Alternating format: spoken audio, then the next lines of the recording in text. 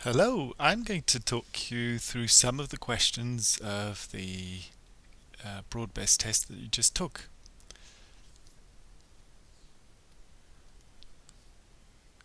Let's start over here.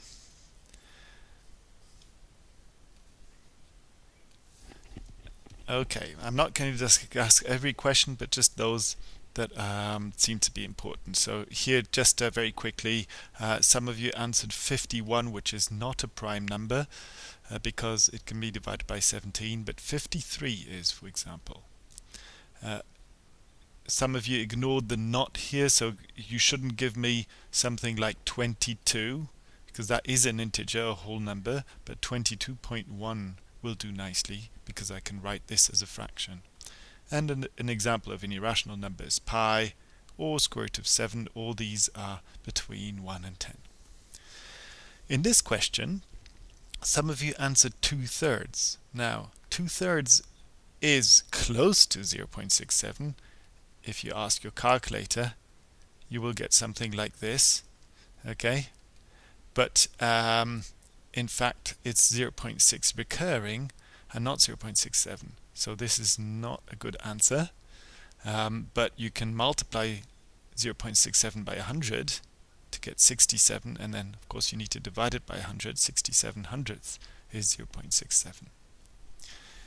In the question 3, make sure that in such questions you answer with a unit, because otherwise you will lose points.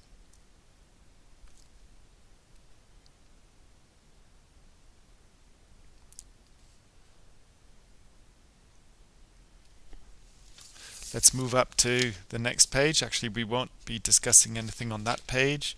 Let's go to question 11 straight away.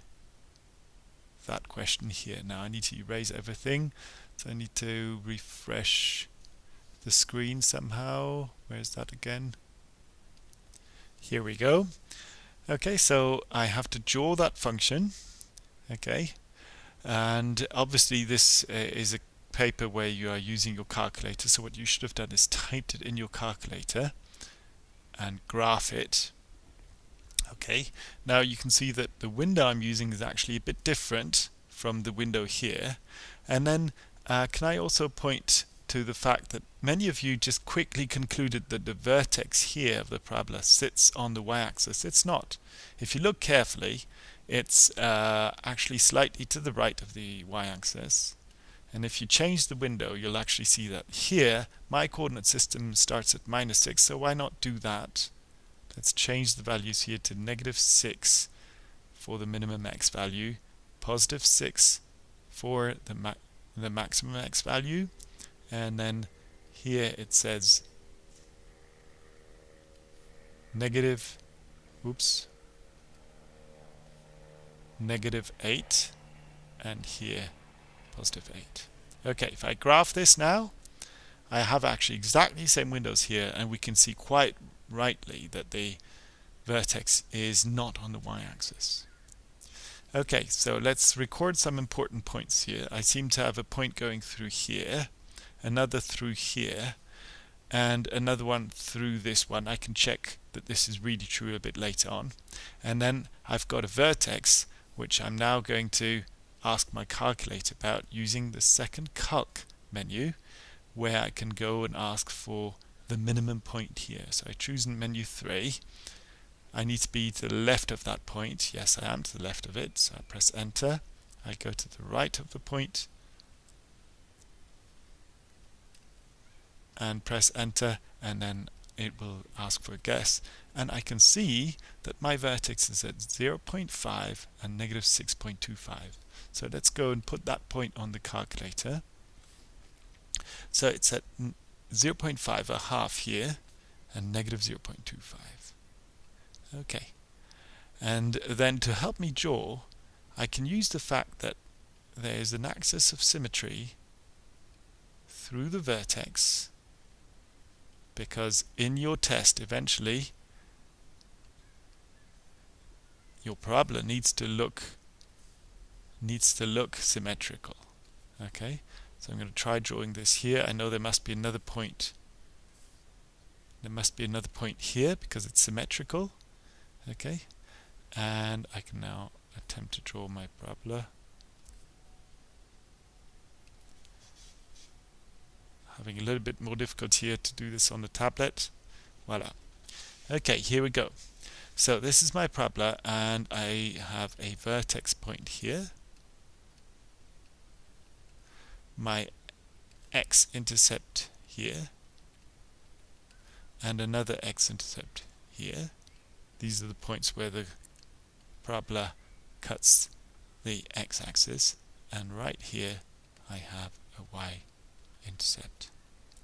And I would do good to record the coordinates of the vertex, which the calculator gave me as this.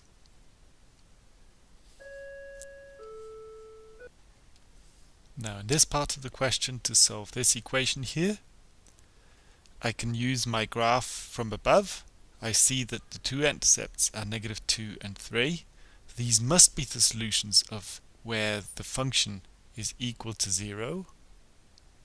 Okay, so my answers must be x equals -2 or x equals to 3.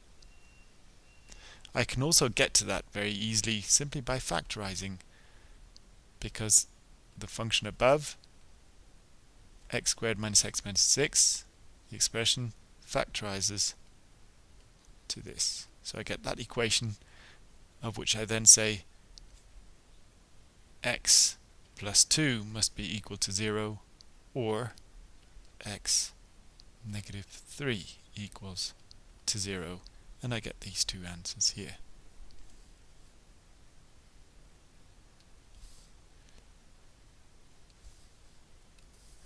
Okay, so let's look at question 13.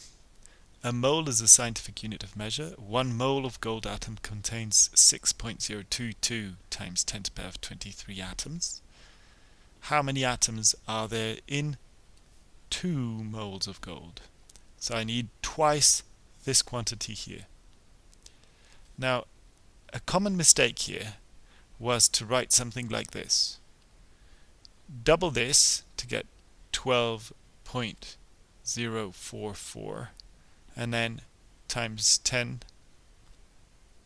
to the power of 46. For some reason you doubled this here as well. Let's investigate what's going on. I want twice two quantities which are multiplied with each other. It's these two numbers here, A and B. 10 to the power of 23 is a number. Would it be true to say that this is equal to 2A times 2B? No, of course not. You don't multiply both A and B. What this is true to is 2A times B, very simply. So you can think of, for example, just doubling this quantity. That will do. You shouldn't double both.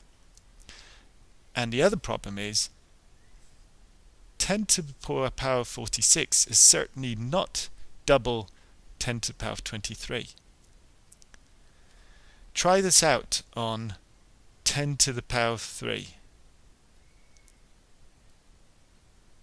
Oh, it's not writing.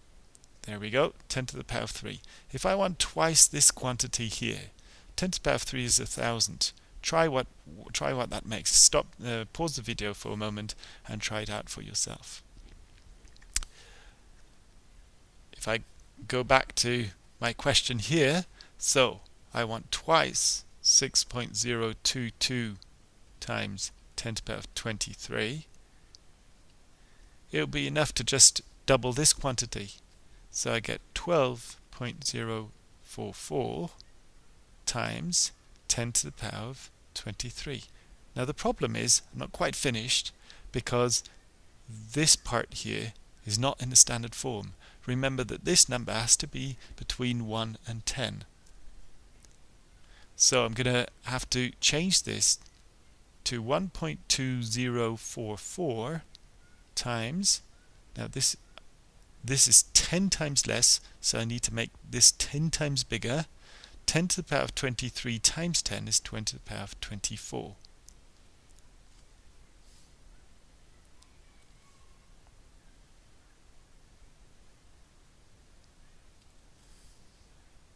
Let's also look at question 14 here. The only difficult part was dealing with the negative sign here, and make sure that when you expand that you obtain negative 10, and then negative 5 times negative y would be plus 5y. The rest will be pretty evident.